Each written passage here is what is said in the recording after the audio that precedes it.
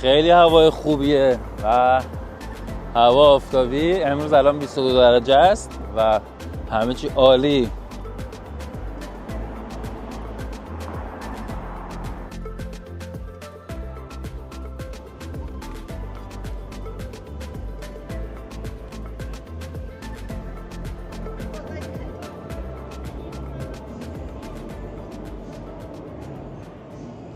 درود به همه دوستان همسفران عزیز، آرش هستم و خیلی خوش آمدید به اولین ویدیو بعد از سفر شمال آفریقا.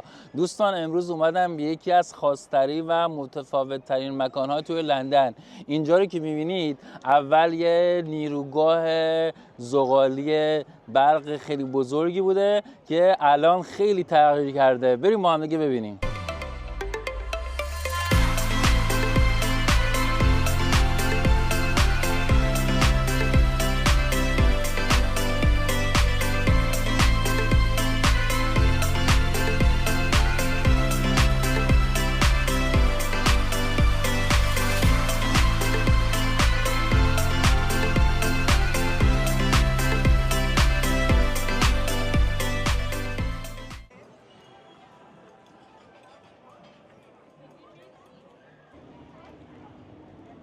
دوستان اینجا یکی از متفاوت ترین مکان‌های تو لندنه که خیلی ها شاید هنوز نمیدونن اینجا رو و نمیشناسن.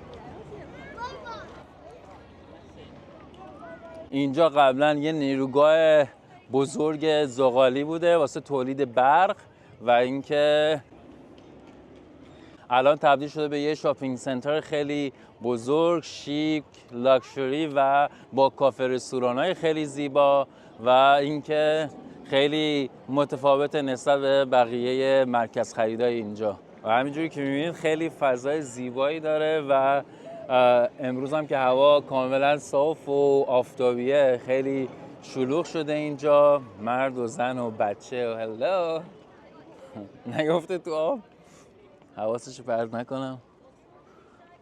و دیگه کاملا هوای لندن هم بهاری شده و محوطه زیبایی داره اینجا خیلی.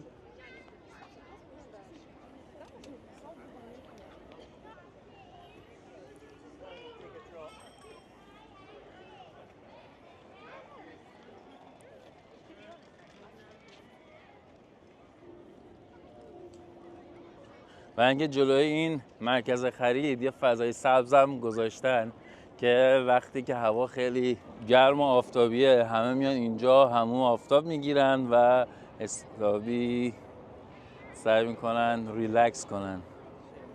And that's why they're so on.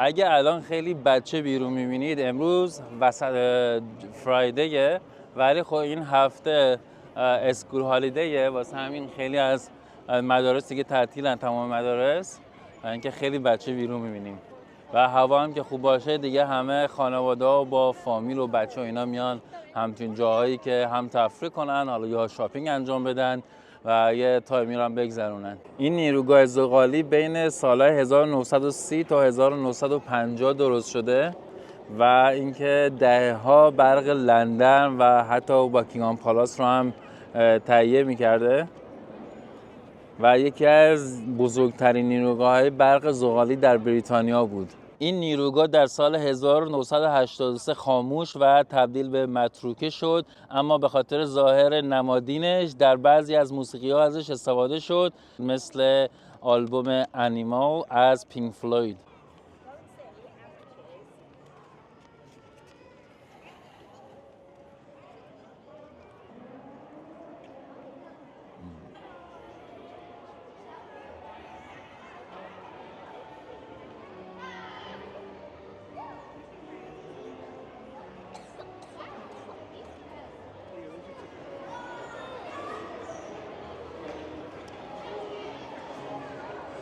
خلاصه بعد از سالها بلا تکلیفی در سال 2013 پروژه ساخت این مجتمع شروع شد.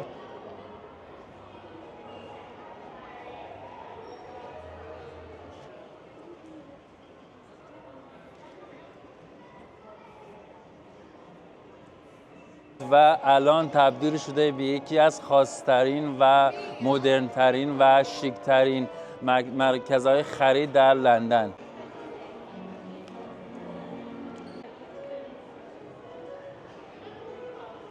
ولی خب آثاری از اون قدیم رو نگه داشتن که تو یادا و خاطره بمونه که اینجا قبلا یه نیروگاه زغالی تولید برق بود و الان تبدیل شده به این شاپینگ سنتر خیلی خوشگل و زیبا و اینکه خیلی کافه رستوران‌های شیک و مدرنی داره.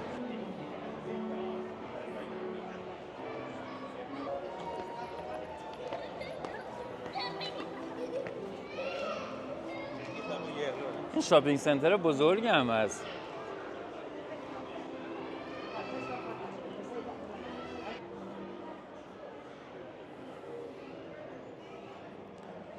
دوستان باور میکنین هنوز خیلی توی لندن هستن، توی لندن زندگی میکنن ولی اینجا رو هنوز ندیدن.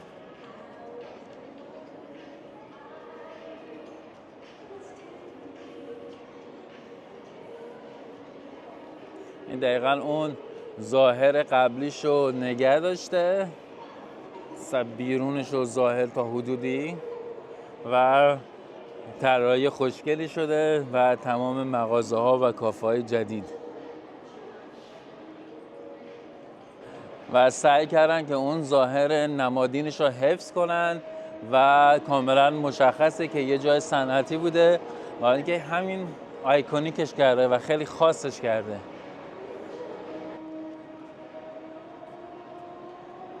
تقریبا میشه گفت تمام برندها هم اینجا میتونین داشته باشین، برندهای لباس، حالا چه اونایی که خیلی گرون قیمت هم مثل شنل و میان ام و خیلی چیزای دیگه و اونایی که قیمت متوسط هم دارن هست و این هم فروشگاه اپل که اینجاست و میدونم آفیسش هم قرار اینجا باشه توی این مجتمع.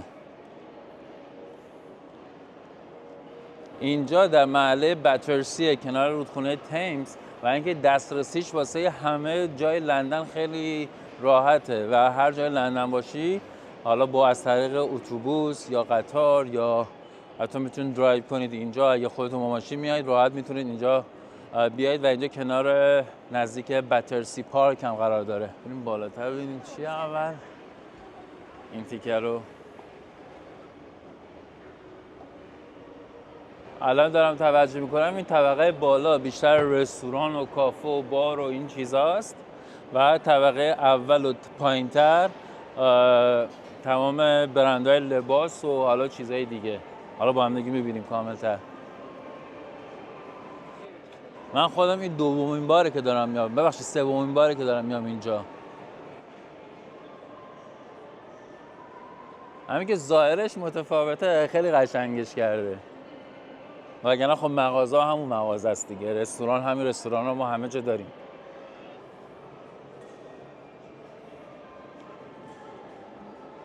آره و اینجا کامل اومده نشون داده که چجوری ساخت شده، چی بوده و باید تیکت بگیریم. واسه هر نفری واسه ادالت 23 و 60، واسه بچه ها 17 و 55، واسه فامیلی اگه برید 2 نفر بزرگ 2 نفر کوچیک میشه 76 پوند و بچه های زیر تا 3 سال هم که مجانیه نوشته.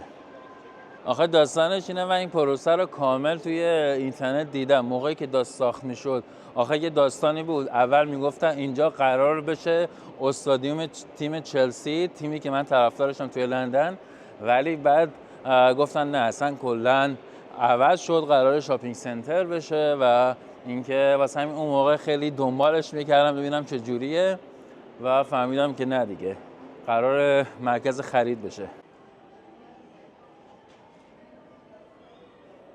اون چیزی که باعث خاص شدن اینجا شده اینه که ترکیب معماری صنعتی قدیمی با زندگی مدرن. و اینکه محلی واسه علاقمندان به فشن، تکنولوژی و سبک زندگی لوکس. اینجا یه حس نوستالژی داره ولی با وایب آینده نگری.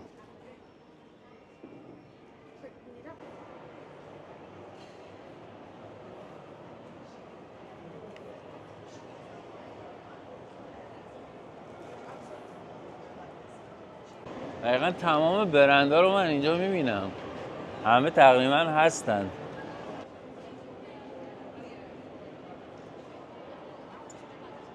چون که اگه اشتباه نکنم همیشه میگفتیم بزرگترین شاپینگ سنتر داخل انگلستان یا حالا لندن از شفرد بوشه، وستفیلد که اسمشه، ولی اینجا آره فکر نمی‌کنم از نظر وسعتی به اندازه اونجا باشه، ولی تمام برندهایی که میخوایم تقریبا اینجا هست. واسه کسایی که دوست دارن همیشه شاپینگ سنتر میرن، حالا حتما واسه خرید نه، واسه ویندو شاپینگ یا اینکه میشینن با دوستا قرار میذارن، یه جای بدی نیست، بهش میاد جای خیلی جذاب و دلچسبیه.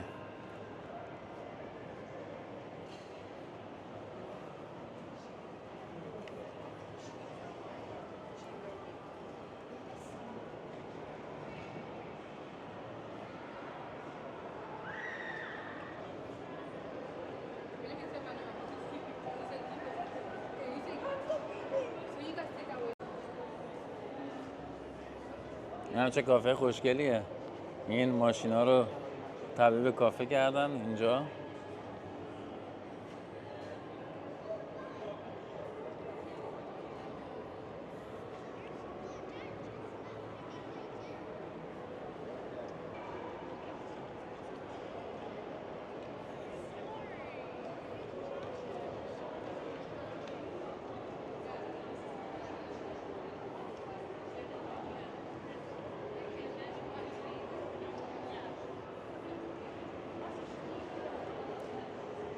آینم لوازم آرایشی کرم اون چیز هست.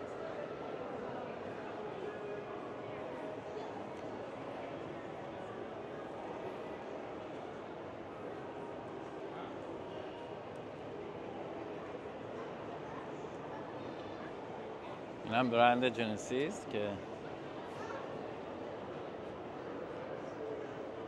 How you doing, buddy? You okay? Let's have a look, yeah? Thank you. Thanks. مثلا ماشین کاملا برقیه.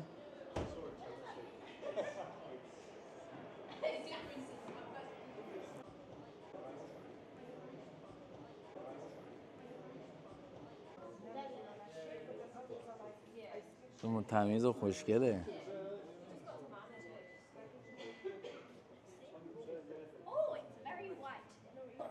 و این قیمتش شروع میشه از 66900. این یکی از 42300 پوند قیمتش. و این اولی رو که دیدیم 57700 خورده ای. این ماشین های شیکه. Thank you, man. نه خواهش می‌کنم. مرسی، ممنونم. شما ایرانیید؟ خوب هستید؟ مرسی، متشکرم. آرشم مرسی، قربونتون. دوستان اگه سوالی داشتید دیگه آقا امید اینجا هستن. اندازه باتری این ماشین چقدره؟ 77.4 اوکی. چقدر مایل میشه باش درایو کرد؟ ببین اینا 3 تا مدل داره. بله. پریمیوم، اسپورت پلاس. بله. پریمیوم ریل ویل درایو وان موتوره. بله. رنج بیشتری میدونی. آره. 320 مایل میدونی. 320 مایل. برای اسپورت و اسپورت پلاس دوال موتورز آل ویل درایو 290 مایل. 290. بعدم اولترا فست چارجینگ داره. within 18 minutes from 10% to 80%. و این درا رو هم گذاشتید به خاطر رنگی که میخواین انتخاب کنید. آره اینا وقتی سایز بزرگتر باشه مشتری میتونه راحت‌تر ببینه. هم اینتریور داره. آره کامل اینجا گذاشت. به اضافه اینکه جی وی 60 تنها ماشینیه که فیس ریکگنیشن و فینگرپرینت داره.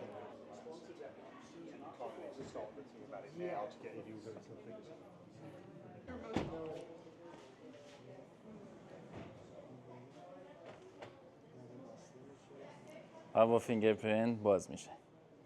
آره اونجا داره نشون میده. دقیقاً. فینگرپرینت داخله این در رو باز میکنیم با فینگرپرینت و سیرکل استارت میخوره. این خیلی جالب. ممنونم. بعدم اولترا فست چارجینگ داره توی 18 دقیقه تو 80%. 80%. این نرمالشه، این اولترا فست چارجینگ. خیلی هم جالب. بعد فایننس هم میگیرن دیگه، فرق نمیکنه، میرسه همه چی. خیلی خوشحال شدم. مرسی. مرسی، خداحافظ. مرسی. دیگه آقا امید زحمت کشید، تمامش رو توضیح داد و خیلی هم ماشین جالبیه. بعد دیگه الان دیگه مد ماشینای برقیه. و اینکه همه شرکت‌ها دارن سعی میکنن اون ماشین برقی که میتونن خیلی خوبه رو تولید کنن، چون که مشتریش دیگه بیشتره.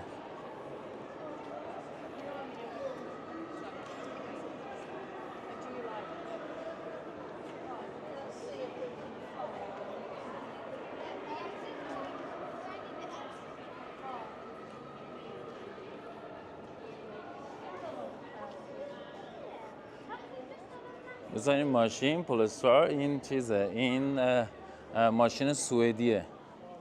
من خودم از بادی داخلش خوشم میاد. داخلش زیاد حال نمیکنم با داخلش، خیلی تنگ حس میکنم. خیلی انگار فشرده است ماشینه. ولی خب ماشین‌های سوئدی اکثرا مقاومت خیلی خوبی دارن، بدنه مخصوصا. اینم برندهای لاکچری اینجا، کارتیر و رولکس، ساعت‌های سوئیسی و مختلف، برندهای مختلف تماما اینجا هست. و عینک ریبن، برند مورد علاقه ما.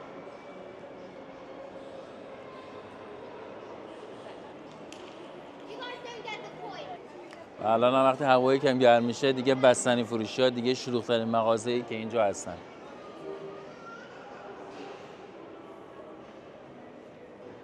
اینم که اپل استور اینجاست و یادتون باشه ولاگ بانکوک که من رو دیده باشید، این کافه رو داخل آیکون سیام رفتم که درصد خورده. خیلی کافه نسبتاً گرونی هم از قهوه‌اش نسبت به جاهای دیگه. اینکه انتخاب میکنید چه قهوه‌ای رو میخواد، چند نمونه قهوه داره و مزه‌ش هم خوبه. الان بریم محوطه بیرونی این شاپینگ سنتر رو ببینید چقدر هم زیباست.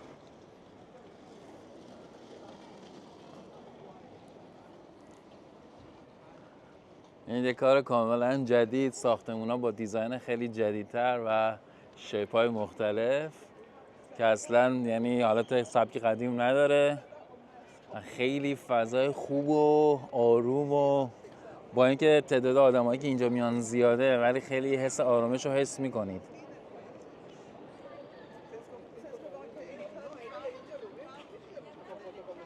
و این تیکه از سبک چی میگن پله‌هام خیلی خوشگله. حالا میدونم از یه زاویه‌ای خیلی دید قشنگی داره.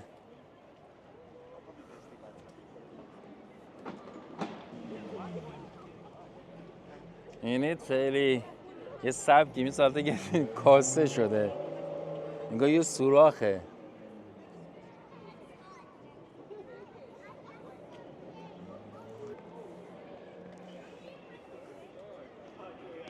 این ساختمان‌ها خیلی جذابن، خوشگلن.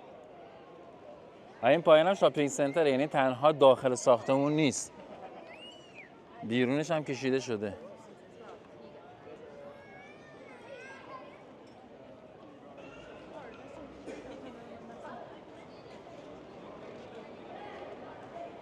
اینجا دیگه تیوب استیشن یا همون مترویی که به شما میگید و واسه خودشو داره و اسمش هم هست باترسی پاور استیشن و اینکه خطش هم نوردرن لاینه. اگه بخوای با آندرگراند بیاد اینجا میتونید خط نوردرن لاین بگیرید و میارتتون تا اینجا و اینکه درایو کردنش هم خود دیگه نزدیک باترسی پارکه که گفتم. تو اگه لندن رو دیده باشید یا به اینجا سفر کرده باشید میبینید که لندن بیشتر سعی میکنه که اون ظاهر قدیمی و معماری گذشته‌شو حفظ کنه، ولی خب بعضی جاها دیگه کاملا یه منطقه جدیدن مثل اینجا که از سال 2013 دیگه تصمیم گرفتن که کامل جدیدش کنن، ولی که این ساختمان اصلی ظاهرش رو حفظ کردن، ظاهر صنعتی قدیمیشو، ولی خب بقیه ساختمان‌ها اینجا کاملا جدیدن و جز یکی از محله‌های خیلی خوب اینجا، با اینکه حالا هم قسمت خونه‌های کنسل داره و قسمت خیلی معمولی هم داره، ولی خب نسبتاً جز محله‌های خوب لندنه.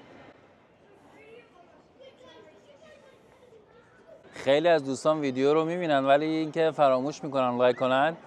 اگه ویدیو رو دوست داشتید تا اینجا یادتون نره که همین الان واسه من لایک کنید، اینجوری کمک میکنه که یوتیوب ویدیو من رو بیشتر پیشنهاد بده. اینجا هم ورودی‌های دیگه هم داره، یعنی تنها پشت ساختمان و جلو نیست، دور تا دورش کاملا ورودی‌های مختلف داره.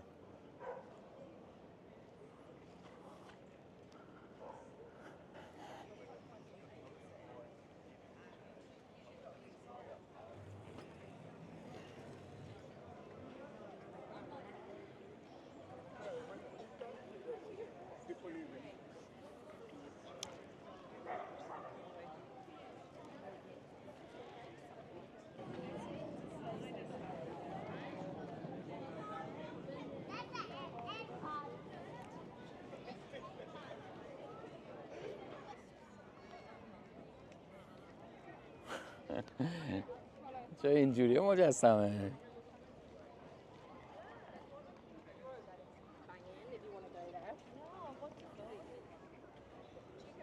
Oh yeah, please, can you just show my jacket?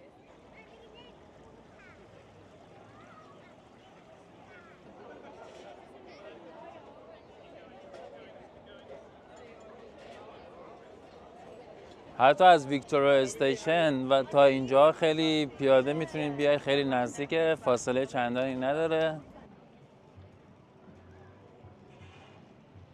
اگه قایق‌های تفریحی لندن رو بوک کنید، یکی از جایی که میان سوارتون میکنن اینجاست.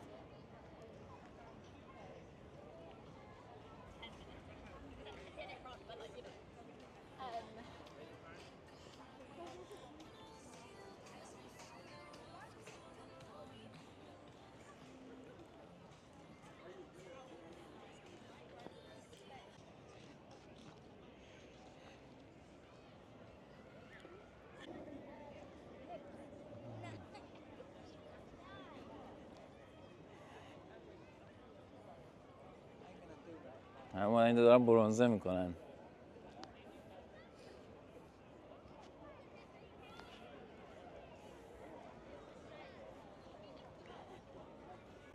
اینجا بعد از این قسمتی که داره ساخت و ساز میشه میتونید پیاده روی رو شروع کنید. حالا میتونید برید تا وستمینستر بریج، بعدش هم لندن آی، چرخ و فلک لندن، و اینکه بعدش هم لندن بریج و تاور بریج، اون پل معروف اینجا که اگه ویدیوشو ندیدید حتما بهتون پیشنهاد میکنم که اون ویدیو رو ببینید. دوره سال 9 میلادی اینجا هم بود، خیلی شلوغ بود، باز کریسماس مارکت داشتیم اینجا و ببینید حال و هواش چجوریه.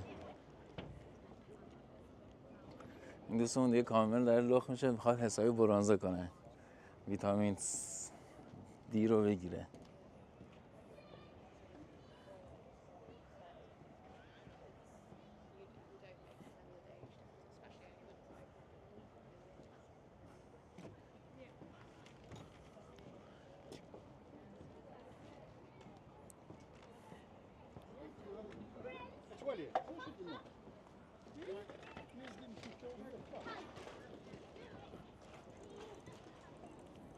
اینا کامل دیگه صندلی و میز و این چیزا گذاشتن، میتونید موقعی که آفتابیه بیایید اینجا هم از هوا لذت ببرید هم از آفتاب لذت ببرید.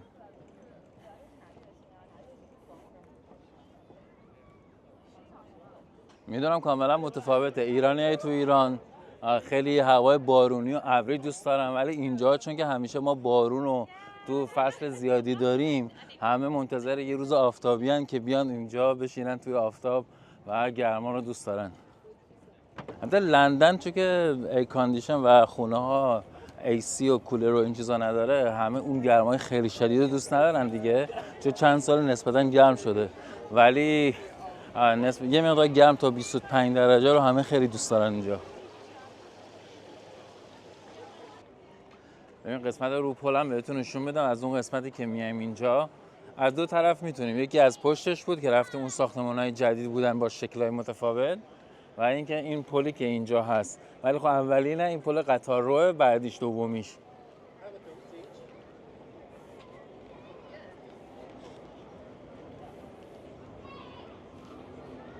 اینجا هم بیر و این چیزا میفروشن.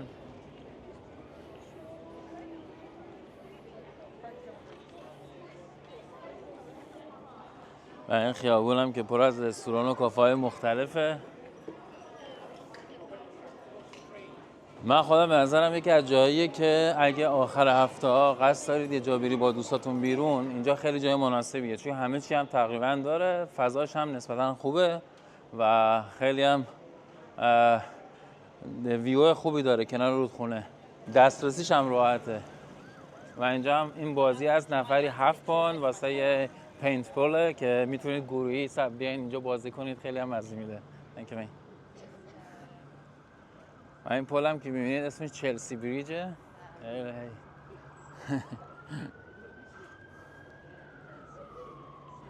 این آپارتمان اکثرا جدیدم منظورم یعنی 15-20 سال دیگه.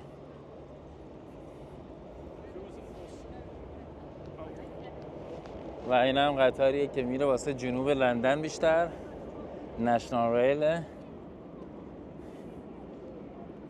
و اینجا بچه اینجا میتونیم پیاده روی کنیم واسه دویدن، واسه خیلی ویکندها خیلی شلوغه، میان اینجا پیاده روی میکنن، مثلا شنبه یک شنبه، به خصوص یک شنبه. خیلی فضای خوشگلی هم داره و میتونید اینجا قایق بگیرید.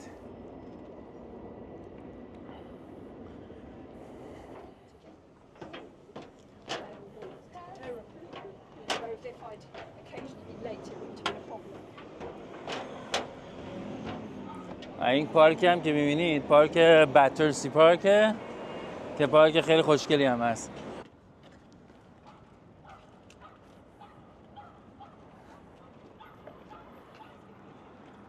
داستان اینجوری شد، من اومدم 3 ساعت گرفتم واسه ماشینم و اینکه اومدم حالا اکستندش کنم که بشینم یه جایی یا چیزی، نمیشد. بعدش اینه بعضی جاها مثلا نمیشه مکزیموم 4 ساعت. من حالا اومدم واسه 1 ساعت دیگه رو فکر می‌کردم اجازه میده تمدیدش کنم که بشینم اینا یه چیزی، یه قهوه‌ای بخورم چیزی، بعد دیدم نمیزنه، نمیگیره. اینکه میگه تا 1 ساعت نمیتونیم بمونید، بعد برید و برگردید یا بعد بریم جاش عوض کنیم، حالا 2 تا باکس اون طرفتر بذاریم. در صورت دیگه گفتم برگردم که جریمه نشیم. 130 پوند. الان میبینید خیلی خلوته. دلیلش اینه که الان اسکول هالیدی تعطیلات شده واسه کالج و مدارس و همه چی، واسه همین خیابونا الان نسبتا خلوته و ترافیک هم زیاد نمیبینید. امروز این اول ویدیویی بود بعد از سفر برگشتمون از شمال آفریقا. برای اینکه اگه ویدیوهای قبلی رو ندیدید، ویدیوهای کشور مراکش، تونس، مصر و 2 روز هم داخل استانبول بودیم و اگه ندیدید حتما اونا رو ببینید. لایک هم یادتون نره، کامنت هم بذارید، نظرتون هم بنویسید، خیلی خوشحال میشم. و همچنین اگه دوست دارید پیشنهاد بدید سفر بعدیمون چه کشوری باشه، میتونید تو کامنت ها واسم بنویسید.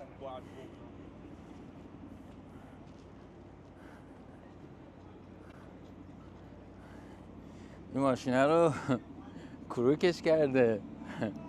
این ماشین لندیوره، یه ماشینی بود مدل جیپ های لندیور و اون چیزا.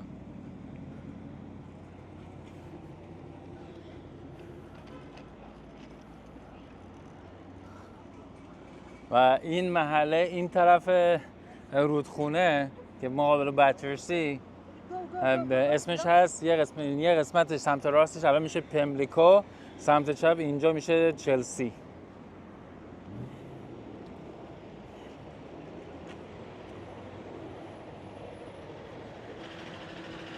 این هم دوربیناییه که اگه چراغ رو رد کنی یا سرعتت بالا باشه فیلم ازت میگیره. مثلا هوا دیگه حسابی بهاری شده اینجا. این طرف که داریم راه میریم خیلی آدما دارن میدون، ورزش میکنن، راه میرن. خیلی اینجا رودخونه واقعا زیباست. همیشه به میگن لندن، ویدیو از لندن. ولی خب دیگه ما قصدمون سفر دیگه، قراره همه دنیا رو با هم دیگه ببینیم و اینکه تنها لندن رو نیست. حالا من چون که خودم خیلی سال لندن زندگی میکنم، واسه همین حس چی میگن مثلا خونه رو واسم داره، اصلا کلا حس سفری اینجا ندارم.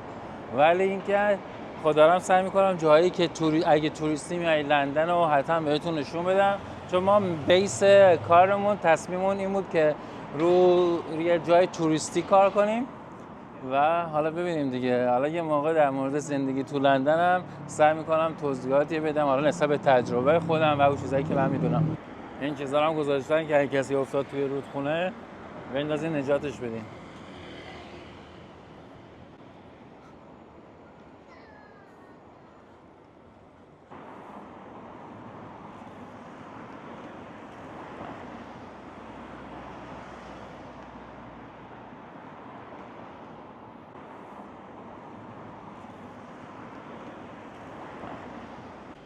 الان هم دقیقا مسیج اومد که 10 دقیقه دیگه وقت داری، از پارکینگت مونده.